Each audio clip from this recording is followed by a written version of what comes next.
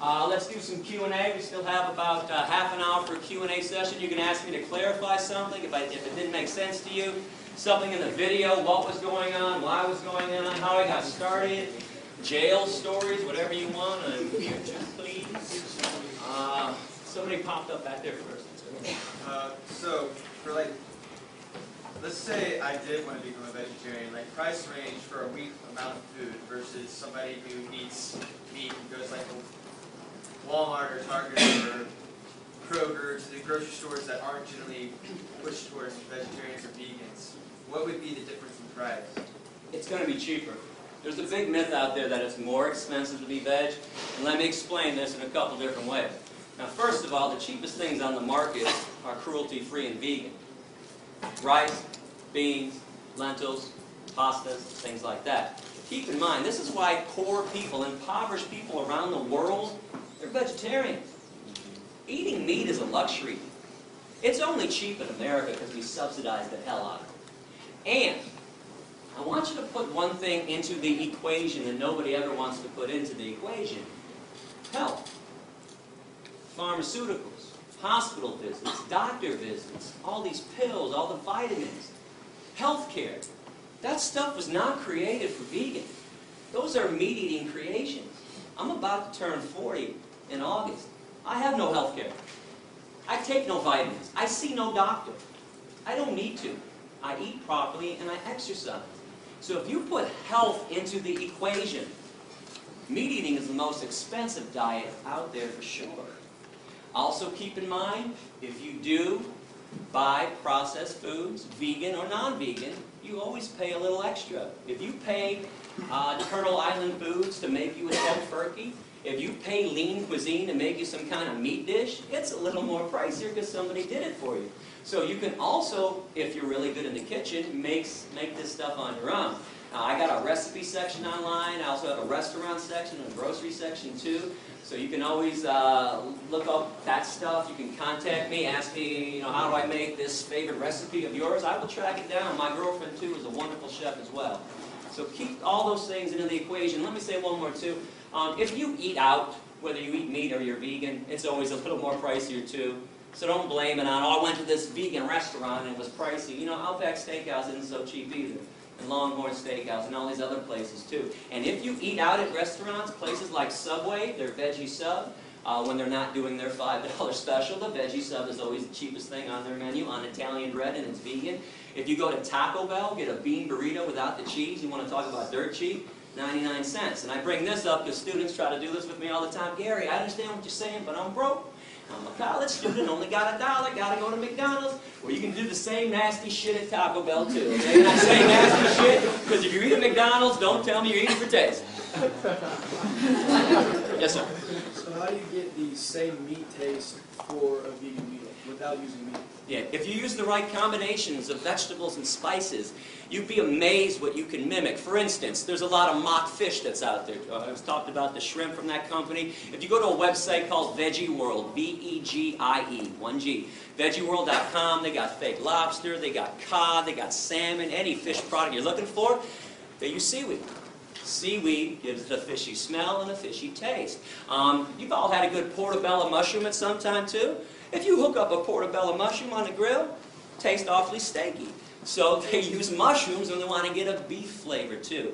The woman that runs my recipe section, Amy Ball, one of the best chefs that nobody knows about.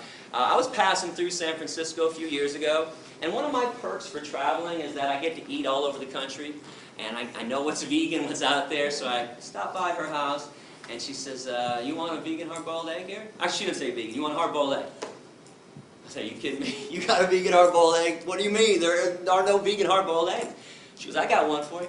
She takes an avocado, slices it in half, takes half of it out. Think of an avocado. Think of a yolk that's been hard-boiled. The same texture. One's yellow, one's green. She takes the avocado, puts it on some vegan mashed potatoes that she made with hemp milk or rice milk, whatever her vegan milk of the day was, that mimicked the outside softness of the egg. She puts 2 dashes of salt on there and goes, take a bite. Holy shit. Vegan hard-boiled egg. So if you get really creative people in the kitchen, there are a lot of creative chefs out there, they can make anything taste like something else. So that's what they're doing. No chemicals. No chemicals. Yes? Some of these meat-alike foods, do they have to go to extra lengths, like add a lot of sodium or corn syrup? There's sodium in there for sure. Absolutely. And, you know, salt is something that gives things a lot of taste, so you might have to look out if you want to watch your sodium. But I don't want people to be concerned about sodium before you're concerned about animal protein, cholesterol, saturated fat, all the other things. It's kind of pointless. It's kind of like somebody smoking a cigarette in my face and going, hey, Gary, you should really smoke that weed. I'm like, what are you talking about? If you're doing something unhealthy, what's the point of trying to keep away something else that might be unhealthy for you? Yeah. From what I understand, the basic concept of veganism is not to exploit or harm living beings, right? Everything from, say, cows to even yeast. But what about, say, if you have to deal with parasites, bacterial infections, diseases from that? How would you go about treating yourself? Yeah, self-defense is an acceptable form of protecting yourself. That's understandable, but say as a doctor in your profession, you have to go in there and you have to kill living beings. Kill what? Bacteria? Yeah. So are you founder of People for the Ethical Treatment of Bacteria? The only thing that bothers me when this is brought up is that you want to equate cows in the same level as parasites Oh and no, bacteria. I'm equating bacteria and yeast together. Okay, but do bacteria harm you most of the time? When they do, they're harmful. You have a right to defend yourself and kill something that's harming you. Now let me explain this in a different way. If you and I were walking through the woods and a bear attacked you and jumped on you, do you really think I'd be like, huh, too bad, I'm vegan, man? Okay, I would beat the shit, or try to beat the shit out of you and get them off you. It's a self-defense. You were attacked. But if some human jumped on you for no reason, I'd also protect you too. If bacteria are killing you and destroying your body, you have a right to destroy the bacteria that's trying to destroy you. Keep in mind, cows do not attack us. Chickens have never attacked a human being in history. Something else I'm kind of curious about, how come we think we're better than chickens when we kill 35 to 40 billion chickens every year on this planet? We've been doing this for thousands of years. How is the murderer more special than the murdered? How is the oppressor better than the oppressed? We got this stuff backwards. We're not better than them. We're the ones attacking them. That makes us less important. That makes us worse. That makes us evil. Yes, sir. So, say the world population is at 8 billion now, and at least most of the United States is considered meat eaters, right? So, with only a certain portion of the world being devoted to farmland or places we can grow food, it just seems to me that if most of the world went vegan, then it would, I mean, I know your quote on the 65% of the grain goes to meat products, but how would we support ourselves without meat products, I guess is what I'm trying to say, or eggs, or... Easily and wonderfully. Let me throw out some other stats. 95% of soy in America, that's animal feed. 80% of corn in America, animal feed. 70% of the oats in America, that's animal feed. If we ate the stuff directly, do you know that 1 acre of land can yield 30,000 pounds of carrots, 40,000 pounds of potatoes, and 50,000 pounds of tomatoes? 1 acre of land can only give you 250 pounds of meat. Okay, we would be using less land, destroying less habitat if we just ate crops directly. Please go to the environment section on my website or go to a website called earthsave.org. Everybody gets fed. Here, let me throw this out there. Do you know the world's largest Feed the Hungry organization is called Food for Life Global? Please look them up online. When I found out about this group that solely uses vegetarian and vegan food to feed people 2 million meals per day, I found out about them about 10 years ago. I also found the second largest group on the planet doing Feed the Hungry stuff is Plenty. Plenty.org is their website. Both are vegetarian groups. Now, I sent a letter to both presidents saying, oh my God, this is wonderful. Finally, somebody realized you don't have to harm animals to help people. I got letters back that were almost identical. They said something like this: it's not that we do this for ethical reasons. We don't want to argue with you. We don't want to debate you on that. We do this because it's cheaper, And we feed 20 to 30 times the amount of people when we use vegetarian food than when groups use meat. Another question, somebody up here, right there. I agree with you in the vegetables and fruit and all that stuff is really good for you, but I guess would say processed soy is bad for you because it causes the body to generate extra estrogen. Well, here's something interesting on that. If estrogen is people's concern about soy, meat and cow's milk have twice the amount of estrogen that's found in soy. But let me break this down for you. So the estrogen that's found in soy is a phytoestrogen, P-H-Y-T-O, plant-based. Phytoestrogens cause no harm to the human body whatsoever. It's animal estrogens that drive the body crazy. But I got some good news for you. If you're really concerned about eating soy, you don't want to do it, don't do it. Eating soy does not mean that you can't be vegan or not eating it. There's wheat meat, or just get down to the nuts and bolts of veganism. Go fruits and vegetables, lentils and beans, and things like that. So you don't have to make soy part of your diet. And if you want to go to my website, I hope you do. I got a brand new section about all the myths out there about soy. A lot of them are being spread by Mr. Michael Pollan, The Omnivore's Dilemma. And by the way, what the hell is the dilemma? Is being kind instead of cruel really problematic to people?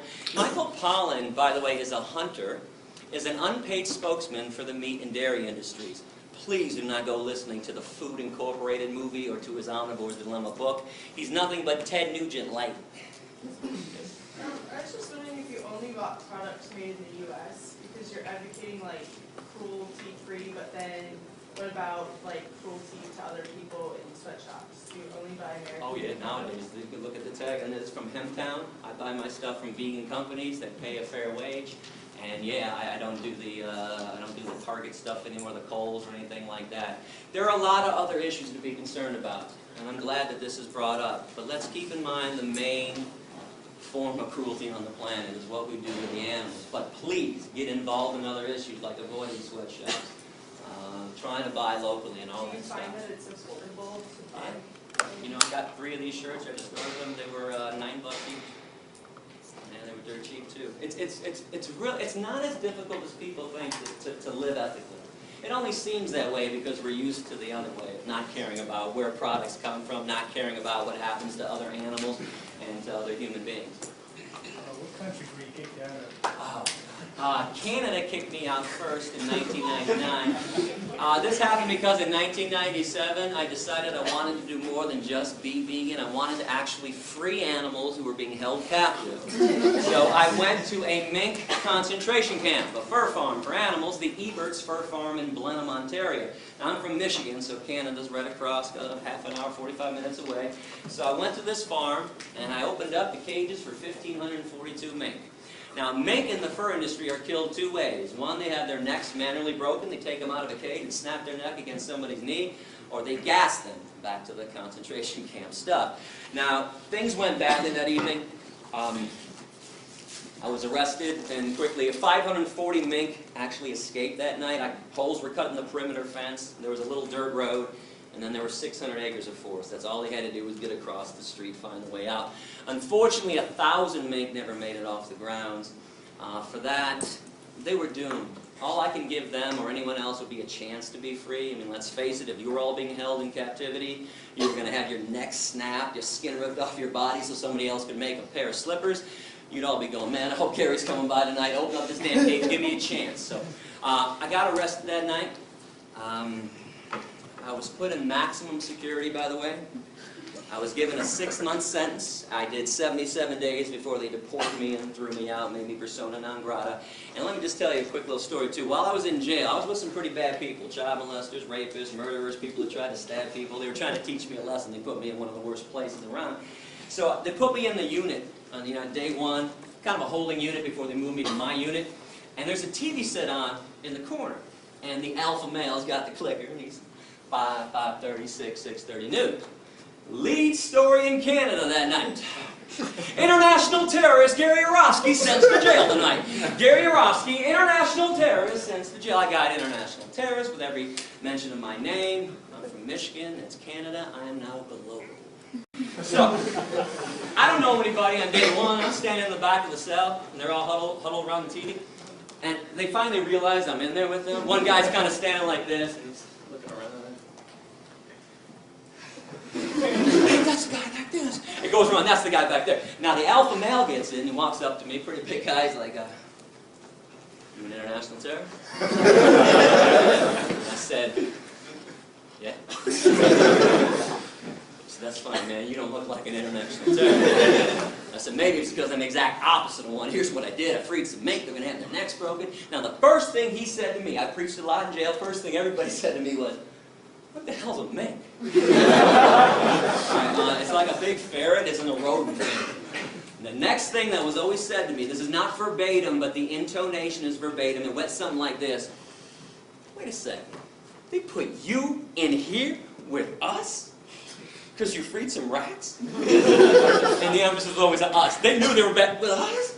I said, no, they put me in here with you because I also caused $2.1 million in damage to the mink farm and put the guy out of business permanently to this day, and we don't tolerate economic sabotage in our society. One more thing I want you to think about. When they first arrested me, they refused to give me bail. They thought I was going to bail out, go back to Michigan, and there's no extradition for mink liberation. So I had a 10-day bail hearing.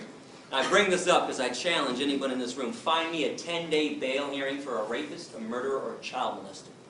Won't do it, but the mink liberator gets 10 days. Now, on day 10, my attorney, Steve Rogan, found out that the same exact judge, Elaine Babcock, that had been denying me bail for 10 days, had just given a man from Michigan, 3 weeks earlier, $1,000 bail, second-degree criminal sexual conduct. Now, you know how judges can give when they don't want to hear something in their courtroom. Boy, she goes flush red, top of her voice. She goes, Steve, don't you dare bring that up in my courtroom. That's got nothing to do with this case, and you damn well know it. Now, I'm sitting over in the defendant's box. I can't talk to my attorney now. He's pacing, but in my head I'm going, don't back down, don't back down, don't back down. So he's pacing and pacing. I'm like, come on, Steve. And 30 seconds later, he turns and he says, you know what, Your Honor? It's got everything to do with this case. My client tried to stop cruelty. And he wants to go to jail at this point and make a statement on behalf of the animals. You gave that guy from Michigan bail for sexually assaulting a woman, and you won't give my client bail? She looks at me for the first time in 10 days. And I was like, $10,000 bail. Now, agree or disagree with law breaking, and I hope you understand everybody that we all collectively admire. Dr. King, Gandhi, Rosa Parks, Henry David Thoreau, Jesus, we're all radical lawbreakers. Every single person on this planet that ever made substantive change was a radical lawbreaker. Even if for some reason you don't think that I should be breaking laws or that people should break laws, you can't tell me it should cost $1,000 to sexually assault a woman for bail and $10,000 to free some rats. Bottom line on this, sexually assaulting a woman doesn't affect the economy. And we just don't care about things that don't affect the root of all evil, money. Question? What got you started in the tattoo? Tattoo is me with a mask on holding a bunny rabbit, and it says Presto et Persto, which is Latin for I stand in front and I stand firm, and it says ALF, Animal Liberation Front, which is a group that goes around. There's no membership, but anybody that goes around and liberates an animal or destroys a place of torture is considered an ALF member. What got me started was my stepdad is a clown in the Shrine Circus. Takes me backstage when I'm 23, and mind you, I got my blinders on too. I could care less about animals besides the dogs that are in my life, or if a chipmunk runs by me, I'm like, hey, look at a chipmunk. Right? But I'm like everybody else. I'm eating dead animals. I can care less about cows and pigs and what they're going through. And he invites me backstage and says, you want to come see the elephants?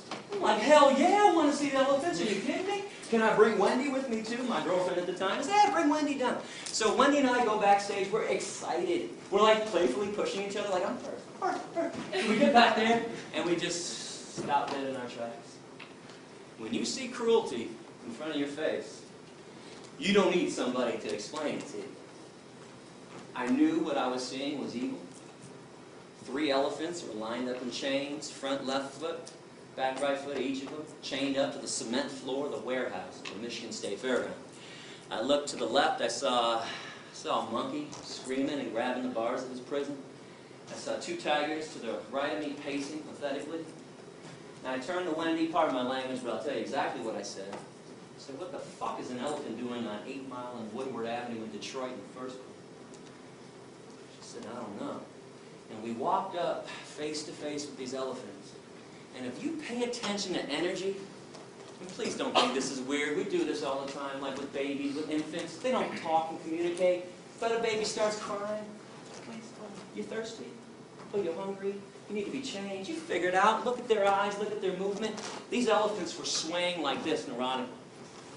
Now, I'm no elephant expert, but I know that's not elephant behavior. I later found out that's a neurotic behavior every elephant gets in every circus because they're kept in chain. In the wild, elephants walk 20 to 50 miles a day. I looked into their eyes. I saw nothing but hopelessness and fear. And I knew something was wrong. So that got me thinking, where did my food come from? Where did my shoes come from? What really goes on in an animal research lab? So that's when I started investigating. I mentioned this earlier. I started going into the Thornapple Valley Pig Slaughterhouse. I started going into animal research labs. And I fought it at first, like everybody does, like most people do. I didn't want to stop eating the animals. What else am I going to eat? Salads all day long? I mean, it's really like, there's a myth out there that all vegans live off of is iceberg lettuce and tomatoes. Okay, that's not true. But that's what I thought too. So anyways, the more I thought about it, the more I realized I was a hypocrite. And here's a paradox I want you to think about. Why do we call some animals pets and others dinner? Why do we fight for the rights of certain animals to be happy and loved and safe? Dogs and cats in America. But others, hey, slice their beaks off. Those damn hens, slice them off, fully conscious.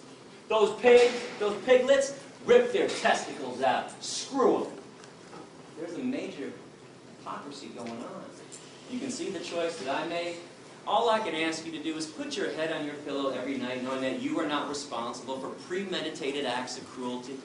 Again, the world is tough enough for us, and especially for the animals. Do we have to make it worse by eating them? There is no need in this day and age to be consuming any animal product whatsoever. It's time to let it go. So I noticed when I came in here that you were not a member of PETA. Why was that?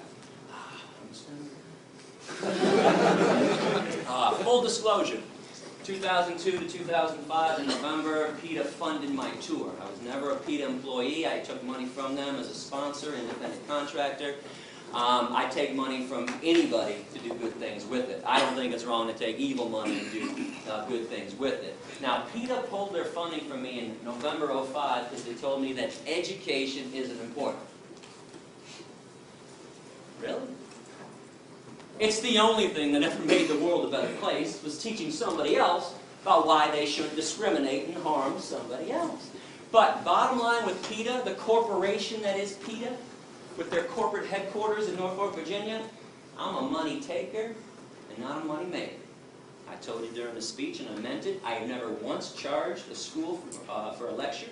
I've never once charged a professor to pay me to come to their classes. I've never once passed around a collection plate to students. I do not believe you should have to pay to learn about the truth. Now, PETA, it cost me about $64 grand a year to do this tour. 35 to 40 is to travel, hotels, rental cars, food, gas. It's not cheap to live on the road 7.5 months a year. I take the rest so I can just live and pay my own bills, which is meager. It's a meager salary that I get for doing this. But in the end, the accountants came into PETA's headquarters, Ingrid Newkirk's offices. She's the founder and president of PETA, and said, you know, we've given Gary 64 grand for 3 years. That's $192,000. We also gave him $20,000 to put his speeches on DVD that he gave out for free to the students when he was supposed to charge them $10. When I first got these DVDs, people would always come up and say, hey, Gary, I want to share this with my boyfriend, my girlfriend, my dad, my sister, whatever. And I'd be like, oh, great, I got some DVDs. They're $10. And nearly every student would say, I'm broke. I'm a student. What do you mean $10? I'm like, oh, okay, here you go. So I gave out at least 95%, if not more, of my DVDs. Well, PETA found out about that. They were pissed off, and I used to say, you guys make $25 million a year. You can't give out a couple thousand DVDs to people that are actually now begging to learn more about animal rights and veganism. So that, obviously ended our relationship when they pulled their funding from me. But something else, I always condemned PETA when I first started, while I took their money, and now that I don't take their money, I still condemn them. They exploit women. Their tactics are so ridiculous. They're always looking for a naked woman. Like Pam Anderson. They want to put Pam Anderson's boobs on billboards all the time. Now listen, I dig that Pam Anderson cares about animals, honestly. But her boobs don't make anybody go vegan. Now when I used to bring this up with Ingrid, she used to say, do you know how many people see those billboards than see your speech? I'm like, oh, it's not even close. Millions more. Are you telling me guys are walking through Times Square, New York City, there's Pam on a billboard, and they're going, holy shit, look at those tits. Let's get some tofu. There's no, listen, I understand why sex is used, why women are exploited to sell products. I don't like it. But if you tell guys, spray this on, and 12 women are going to tackle you in the hallway and have sex with you, boy, guys, or I'll give me some Axe, spray it all over me. You tell a guy, you're going to get laid if you buy a Harley, boy, guys want to go get a Harley. But you show Pam Anderson's boobs, nothing. In, out. Doesn't do anything. And there's a lot more horrible things going on in PETA. I actually have an essay on my website. If you click on other animal rights issues, I have an essay entitled What's Wrong with PETA and What's Wrong with the Humane Society of the U.S., which is nothing but an animal welfare group that doesn't want to see the free animals at all. You mentioned the pet thing earlier. How do you feel about if you have pets that are carnivores and feeding them meat? Bad idea. Now, let me preface this. I do not challenge anybody's love for their dog or cat. If you're a sane person, sane people who have dogs and cats treat them like family members, unlike Michael Vick. But you brought up a major problem with them. Now, number one is they're carnivores. Now, this means we have to enslave and kill more cows, pigs, chickens, turkeys, and fish to feed the dogs and cats that we like more than the cows and the pigs. Now, hear me on this. I don't care what carnivores do on their own in the wild. Couldn't care. I got the Planet Life series, Planet Earth series. I watched the National Geographic. I can watch a lion tear a zebra to pieces. It doesn't bother me. But we have no business killing on their behalf. And I'll explain this in a simple way. Who's got a cat? Somebody's got to have a cat in front of somebody? Did you ever go outside and kill birds for your cat? No, it brings them back. Thank you. Cat does it on his own. Nobody kills a bird for their cat, but you pay people at the slaughterhouse to kill birds for science diet, ions, and all the other pet food. Just like we pay people to kill chickens and pigs for us, because most people can't shove a knife into somebody else's throat. So, bad idea to have carnivorous pets. Now, good news, in this day and age, there's vegan dog food and cat food. Now, this being said, I am not here to turn your dogs and cats into vegan. I did not get kicked out of 5 countries. By the way, the other 4 countries somebody had were England, Northern Ireland, Wales, and Scotland.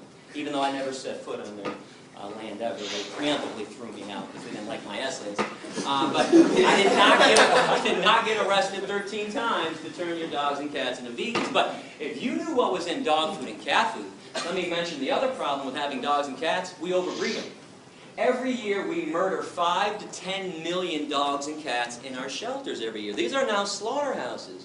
So there needs to be a moratorium too until every cage is empty. But those 5 to 10 million dogs and cats in shelters that we kill every year, raise your hand if you think they end up in a landfill. Wrong. Once a week, the rendering truck comes around, picks them all up and grinds them up and sells them to Science Diet, Alpo, and Iams, and all the pet food companies. So we're making our dogs and cats cannibals, and they don't even eat real meat that they would normally eat. I never talked about chemicals in all the animals that people eat. This is for you too. This is just a whole nother issue on the side that I'm more focused about ethics and stuff. Okay, but they eat chemically laced meat. They eat what's left on the slaughterhouse floor, things that we don't eat. Every time there's a meat recall or a spinach recall for E. coli, you don't think that stuff ends up in landfills, do you?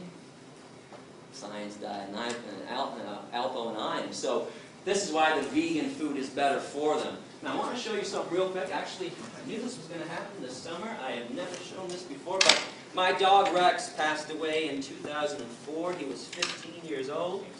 And Rex was a vegan for the last 9 years of his life. Nature's Recipe vegan dog food formula. Don't tell me Rex doesn't look wonderful, because he does. Because when I traveled with him, and he came with me a lot on the road, I took him to vets when I had to. Every vet freaked out and said, "Oh my God, you can't make your dog a vegan, Gary, because you're a vegan, he's a carnivore." I'm like, "Go ahead, do some blood work on him." They'd all do blood work, call me 3 or 4 days later, say, "Mr. Yourofsky, all the vets from the back room right now, we are astonished. Your dog is in the most amazing health we've ever seen." I said, "Yeah, that's because my dog doesn't eat garbage." And when I say the garbage too, when I was at Thornapple Valley for 6 weeks, every day I saw a truck pull into the lot. The side of the truck said, "Meat not fit for human consumption." I watched the truck go into the alleyway every day, took 3 garbage bins and dumped them out. The garbage bins. Right off to the pet food companies. Wasn't hard to track that now. So this is why that vegan stuff is better. Now the vegan cat food, by the way, is not on the market. You've got to go online. I think vegancats.com or evolution.com. But vegan dog food is at every pet food store that I've seen. It's called Nature's Recipe. Question? Oh, I'm sorry. Actually, we're out of time. You know what? Thank you very much for listening. I appreciate it.